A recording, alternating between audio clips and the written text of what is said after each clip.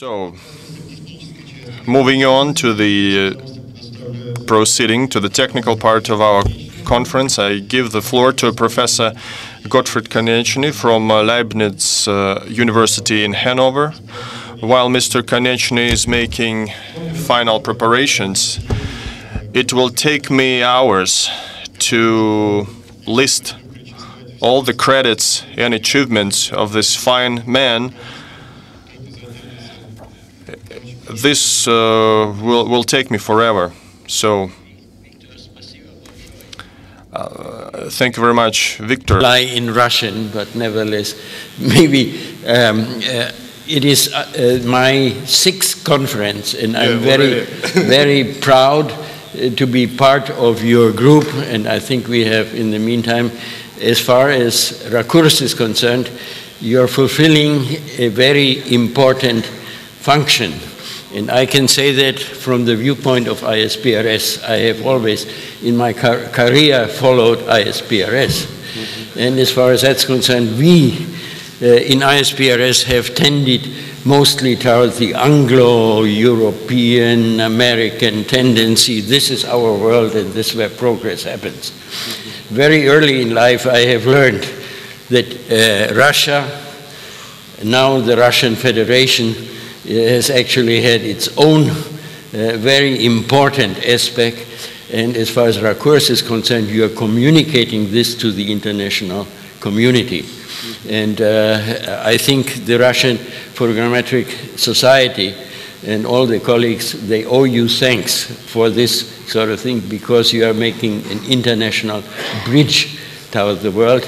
And I think we are convinced in ISPRS that the Russian contributions are very valuable, and not only from this day on, but for the future. And so we hope for more cooperation internationally from the Russian colleagues. ISPRS is also a very interesting sort of, I'm a starý člověk, as they say. My first contribution to photogrammetry was at the International Congress of Photogrammetry in 1964. And where did it take place? In Lisbon, in Portugal. And at that particular time, my thoughts were formed, and throughout my career, I always had a very good, and Director General Rodriguez expressed it very well, as far as throughout the days of my career, I have been working together with the late Director Pinto. At that time, he's deceased for a long time, but and we knew that was the beginnings of the cadastre at that particular time. So, and we have had students also. Paula Redweig, she's a Hanoverian, she will talk today. So the links between Portugal and our society, they are there, and we are very glad about it. So thank you for asking me for this paper. And as far as that's concerned, it is clear that technology has always been a driver. And so I would like to just recapitulate what the technology has been doing. We find that geodesy and mapping has been changed to geospatial information management, and this is the future of geoinformation. And okay, so what is geodesy, essentially? Geodesy has been introduced as the art and science to determine size and shape of the Earth. This is one of the old definitions of Carl Friedrich Helmert in 1880, which has persisted in the International Association of Geodesy. And furthermore, the second task is to map the Earth's surface. And the third, and we have heard that from Director General Rodriguez, to manage the country for sustainable development. So this is our task, our professional task. So geodesy. How has geodesy changed? We know in the old times there was Eratosthenes who was trying to determine the size and shape of the Earth. This happened already BC, and you all are familiar with that. I don't have to go through this, I only remind you of it. And it was basically a combination of observing the stars and, of course, of making measurements with a cartwheel. And then came the times where Portugal was very famous for astronomic positioning. How could Magalhães and all these others come forward and explore this world and partition it between Portugal and between Spain right now without the use of astronomy? These are from the old documents that you can probably see in the museums of Lisbon. And of course, immediately one said the stars are not enough, you have to continue measurement of distances. So when you wanted to do topographic mapping, you had to have very tedious sort of things. And what changed it all was around 1500, the invention of the theodolite. It was invented in Holland right now, and then Holland, not only Frisius, but also Snellius introduced triangulation. That was a basic of mapping at that particular time. And so there you can see the triangulation of Gemma Frisius of 1533, and then the first realization of Willebrord Snellius. Since that time, this was a technical revolution. One could go ahead and not only make, in Central Europe right now, triangulation was applied mainly due to the French. The French had a very, very big interest in that. So French-Austrian triangulation. The French were not very friendly to the Austrians and vice versa. So they needed maps in order to invade the territory. And then you had within North Germany, that's where Hannover is located, Carl Friedrich Gauss, and he was the first one to take least squares adjustment into the triangulation. And what resulted is the Prussian triangulation network. Now, what changed in 1900, in the 50s, was that you were able to not only have triangulation, which was very tedious, very slow, it could not be done in new territories of Brazil, but nevertheless, electronic distance measurement suddenly came in, invented in South Africa. And the result, when you go to countries such as Australia, there's no triangulation there. But there was traverses, and when you go to Saudi Arabia, these are the basic tools in which whole networks were done. In many parts of the world, and I've been active in Canada at that time, in Canada, in eastern Canada, we were out on the edge of the continent, and the least squares adjustment of such a huge continent resulted in a lot of difficulties. So we found out that, for example, when we measured by telerometer the distances, that the accuracy of the old triangulation that was done for the entire continent only was accurate to 1 to 30,000, which was unacceptable for the introduction of modern topographic mapping. So it had to change something. So there was something like a geodetic factor to adapt the triangulation network to in Europe, we know very well what it is, because all the old survey networks had to be changed in exactly the same way. And now the big revolution, of course, was in the 1990s, was GNSS, GPS, started with GPS. And it has resulted that we now have continuously operating reference systems. For example, in Germany, right now we have the so-called SAPOS. Now, any country nowadays in the world has GPS networks, and what is really fascinating that the survey technology has developed into an Earth science technology.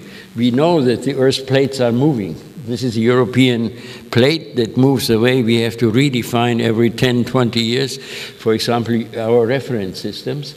And the world over, particularly when you have structural problems of the Earth's crust, geodesy has become a science, not only a technology. Now, the same in mapping. In mapping, photogrammetry is very close to mapping.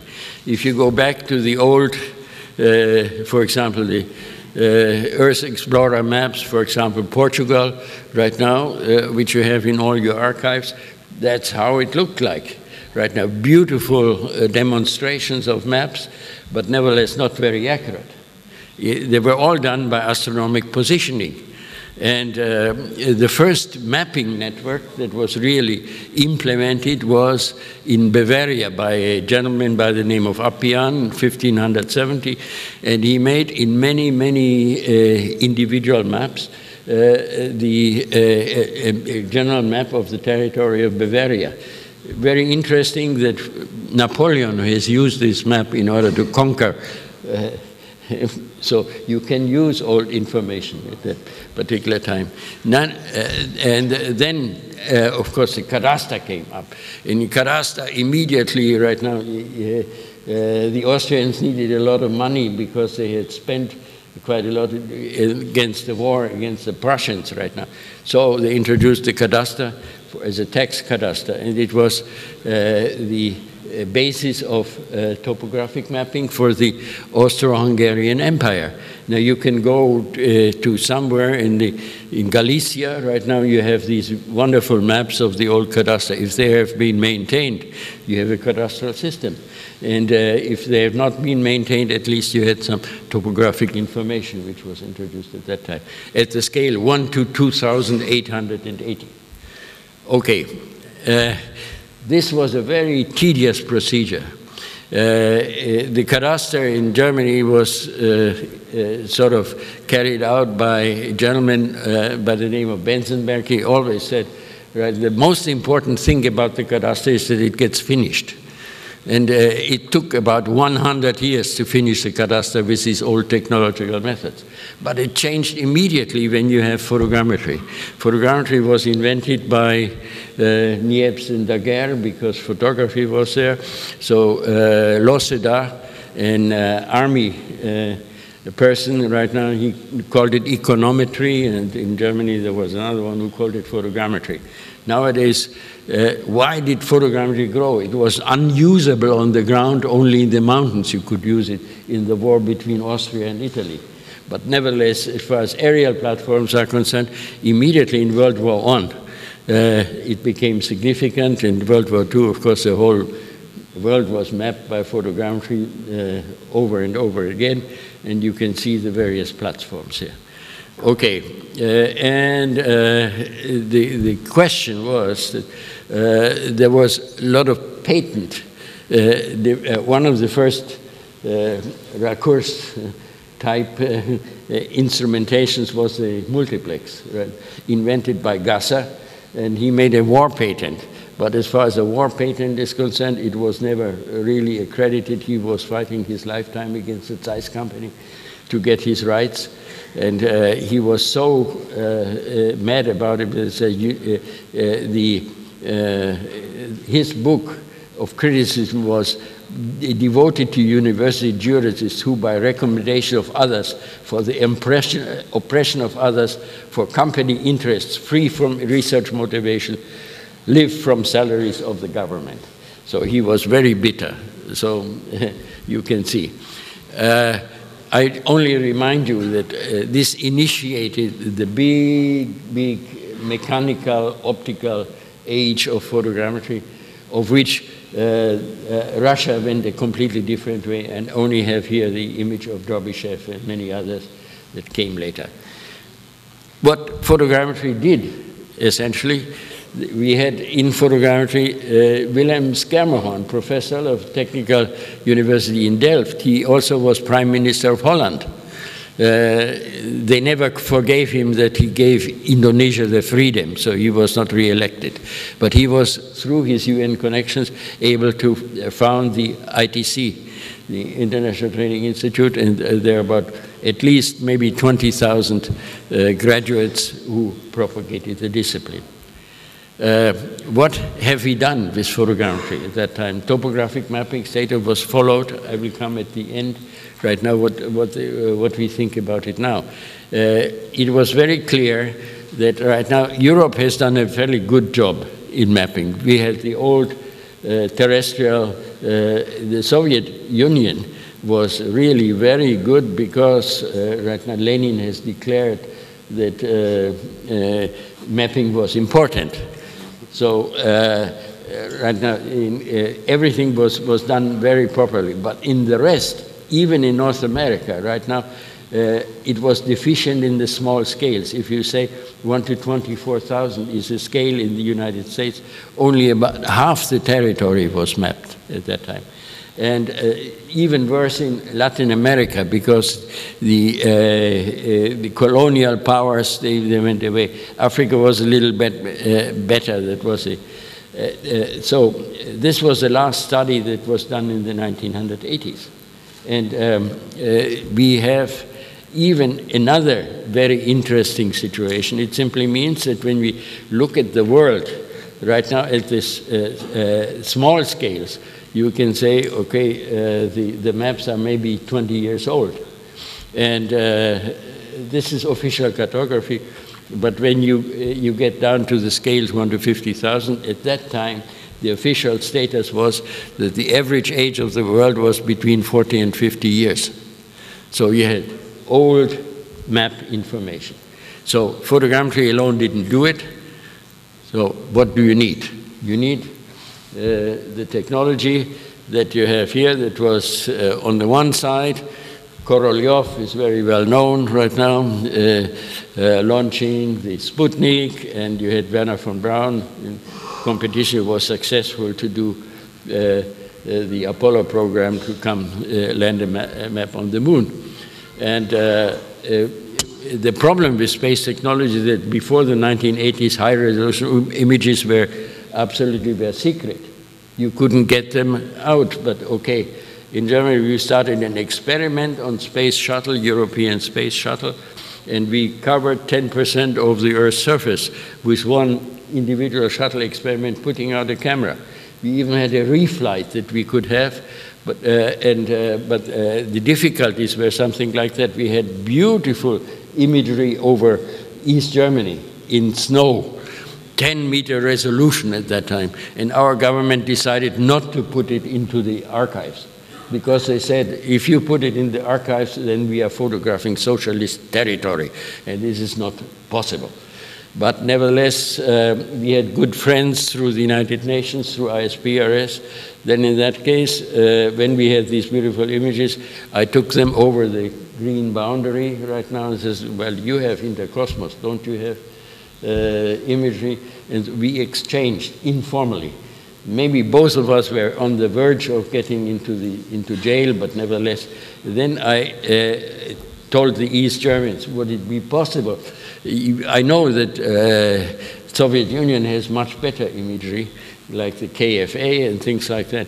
It's a little bit more difficult, but we will invite Kienko, and we have a meeting in Leipzig. And as of that time, right now, exchange between East and West was possible. So I think sometimes the question, we never succeeded with the photographs of space to commercialize it, but what the German government granted us was to have stereo mums, and stereo mums was a system that is now used by GeoEye, by Digital Globe, and so forth in different combinations, of course very much more expensive. But nevertheless, stereo mums was the last experiment that flew on the Mir Priroda platform for about 3 years. And again, 70% of the Earth were covered by that. So not commercial, but nevertheless, and nobody knew how to commercialize it. Okay, current imaging. You will see at the conferences, for example, GeoEye, Worldview, you will see Pleiad, Terasa X, and maybe Spot 6, and maybe more. This is not the end. We have now maps and faster images. We are able to cover the world with very fast images. The databases, this is the important thing. Okay, why is this important? Because of the exponential growth of computer technology. You have the so-called Moore's law. And Moore's law simply means that we have an exponential growth. People have predicted that it will stop sometime. Maybe it will stop, but not in our lifetime, at least not in mine. So, and what is really absolutely fascinating is that, for example, the computer speed in the period of about 10 to 15 years has become 500 times more efficient. Network times is 300,000 times more efficient. So usually you can say a factor of 1,000 in only a decade. And what has grown even more is the network speeds, that we can use internet at the present time. It's an invention, but nevertheless, it's this technology that helps us. So our job is, we have big systems, and I only look forward to ArcGIS. Why do I look forward to ArcGIS? Well, I will tell you in my second paper later that these are the companies that are not on the stock market, and right now they can determine what they want. And I am very lucky that Rakurs is one of the companies that is also not under the influence of the world markets, and so is SW. So these companies are sustainable, I would say. What is the case? We had computer CAD type mapping before, but nowadays with the databases, it is intelligent mapping. We can attach to objects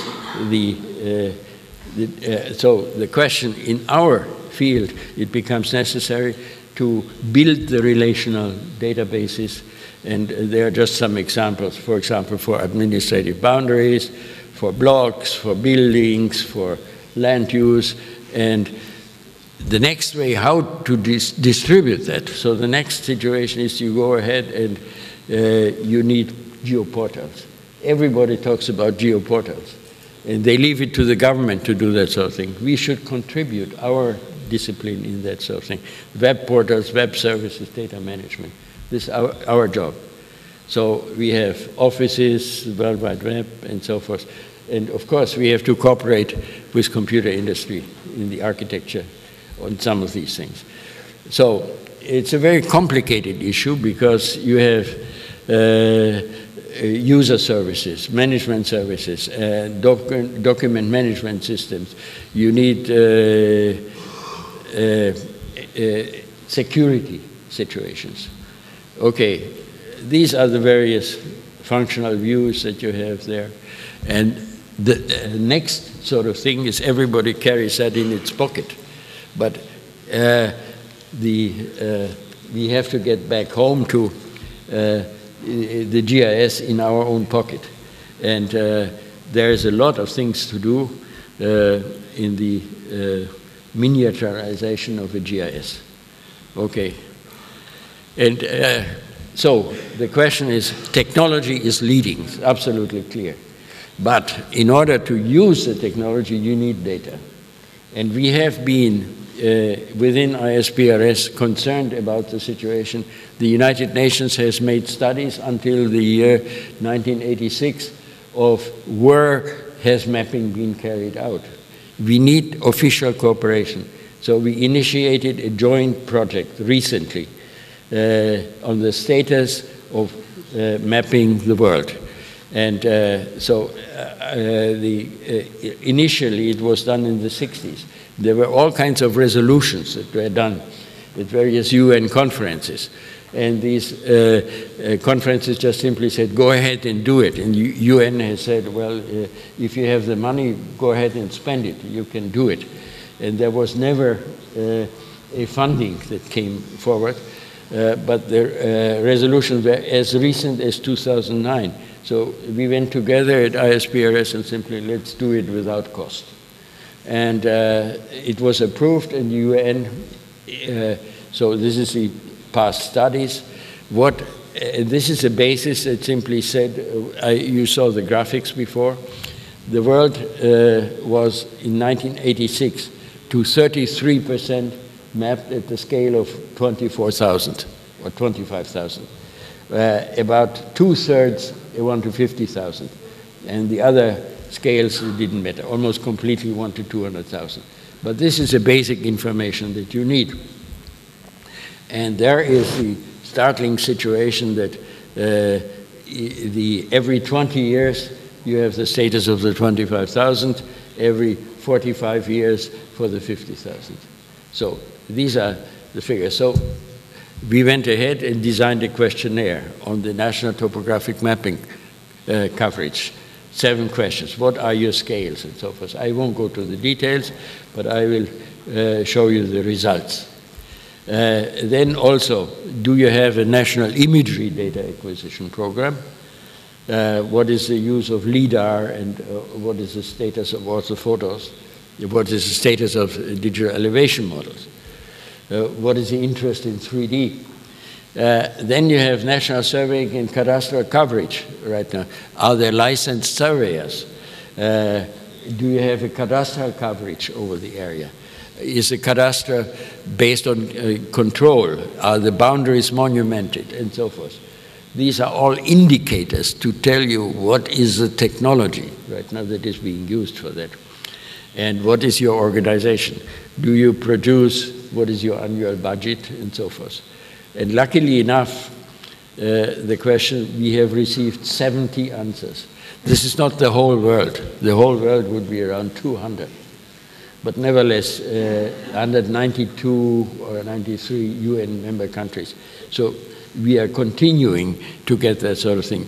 And we have been talking within Europe, the situation is rather, these are the answers that we have received, the first 69 replies. There's a big void right now in between in the Arab, former socialist country areas. We have been establishing a working group in which we said chairman of that working group will be Vladimir Seredovich from Novosibirsk, and we have discussed in Kazakhstan recently how to get the information from all these countries, including India. It's a question of secrecy over there. America's no problem. In Africa, it's okay. We can also get it. Europe is no problem. So what can we conclude from the first analysis? Okay, the biggest scale interest is in the 1 to 50,000 scale. In the 1 to large scale right now, 1 to 1,000 and so forth, there's not so much available at the present time. Okay. Then these are just some examples. So it's very interesting. Nobody has seen that before, but the countries provided. Scale coverage 1 to 50,000 Côte d'Ivoire. Or 28 countries have portals, geoportals, and in the Czech Republic they went even that far that you have the cadastre. It's freely available in Britain, in Latvia right now it's also. In Madagascar, they show you precisely that you have certain parts of Madagascar where the age of the maps is something like 80 years old. But on the other hand, those are the newer projects. This is the summary which shows you that free of charge are very few. The green is the area, those countries, they sell their maps. And the restriction is only actually at 6% of these countries. So secrecy is not, then the question is, are you interested, 83% are interested in mapping. Most of them are doing it by photogrammetry, as you can see. Most of that is being done in-house. Map updating programs. Very interesting right now. In the US, they have a system where they update these territories per year. So for the 1 to 24,000 map right now, in 4 years you have the status. The US is quite okay. The national imagery acquisition. Everybody using satellites, 74%, but they don't have a program. They have only, they get it wherever they can, on demand, as they say. So maybe very interesting, the use of LIDAR and of radar. If you go to the United States, in that, of course, there's big Alaska. Alaska is, due to the cloud situation, it's no hope to do it with aerial photography. They do it by radar. This is a radar program. And the eastern United States has LIDAR programs for the determination of accurate digital elevation models. I think this is information that is very interesting. And this is the orthophoto coverage, an example where you say the age of the orthophotos that you have there. Cadastral coverage, you can say, okay, then in that case, cadastral surveys are there in 84% of the areas. Then when you go to the organization, most of them are nationally funded. And you can see that digital media are there, but not very few, about half of them are using geoportals for the distribution. It's interesting to use that sort of thing when you compare Europe with Africa. You can very well say, I don't go to the detail, you can study that, and it's not complete because we only have 69 countries now. We hope we'll have 200 countries, and in that case, it would be a complete picture as a contribution. And you can see national satellite image programs, of course, they're very poor in the developing world, but in Europe they're quite okay. Property cadastre, in the Americas it's lacking, as you can see, but in Europe it's okay. So how to increase the number of questionnaires, this is our concern. And the next thing is how to address efforts of industry, how to incorporate the missing information, and so forth. We have included the map vendors. There is one, they can get you secret maps. For example, the maps of North Korea. I don't know how they get it, but you can purchase it. And then there's another one that says, so we are going to coordinate what these people know with what the official surveys are. And one of the very interesting situations is, of course, the industrial efforts, and I was very glad to have the contacts through Recourse with Scanex, for example. And as far as Scanex is concerned, they gave me the coverage, and they simply say they now have 61% coverage of GeoEye and WorldView by Scanex in 2012. And they want to get 100% of the coverage that is there. The other situation, we have addressed also Google, and we have addressed Microsoft. And as far as Microsoft Bing Maps is concerned, they have a program with 50 centimeter ground sample distance to take the United States, which is already finished, and as far as Western Europe, which is in preparation, and 20 centimeter for the urban areas. So we have not been able to get response from Google. I don't know why, but nevertheless, maybe we didn't address. But one of the gentlemen, one of the founding members of Google, he told me, why don't you go to Digital Globe? They can tell you where they sold their imagery, and this is what we are using. So in cooperation with industry, right now we can get this information. Very interesting also when you go to TomTom, and we have now established also relations with NAVTEC. These are the countries where certain features, namely only the traffic situation, the roads are being updated every half year. So these are the countries. So this is information. So technology is a driver, but we need to know what is going on, and we are trying to do our modest part in that respect so that we can plan ahead professionally. Thank you very much for your attention. Thank you, Gottfried. Я очень надеюсь, конечно, что... I do hope that the map that we are creating will last for 250 years, as in the story of Napoleon. During 200 and more years, as it was in Napoleon case. Yeah. Вопросы, пожалуйста, коллеги. Your questions, please.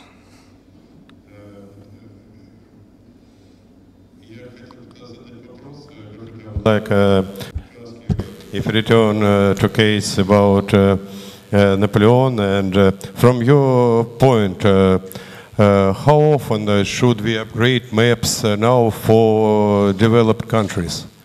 3 years, 5, 10? I think it's a question of the capacity. Every 4 years would be a good aim. Within Europe right now, this is the standard. And how is it organized in Europe now? 4 years? In 4 years, about. In Germany, for example, it's every 4 years. Еще вопросы? Other questions? Thank you.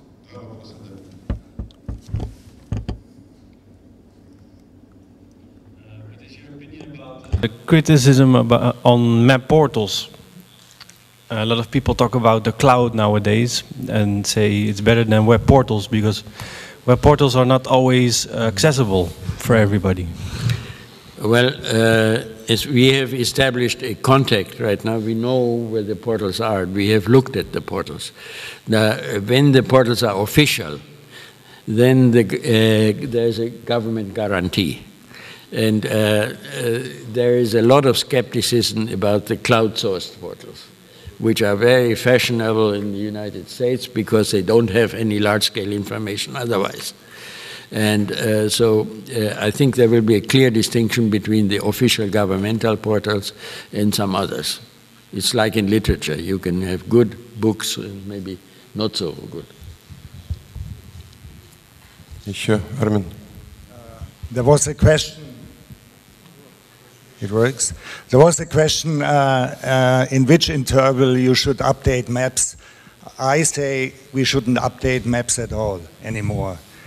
We are talking about landscape models as a primary data source, and the map is only a derivative. So it will be updated down the line later on, but we should work with primary data in form of landscape models.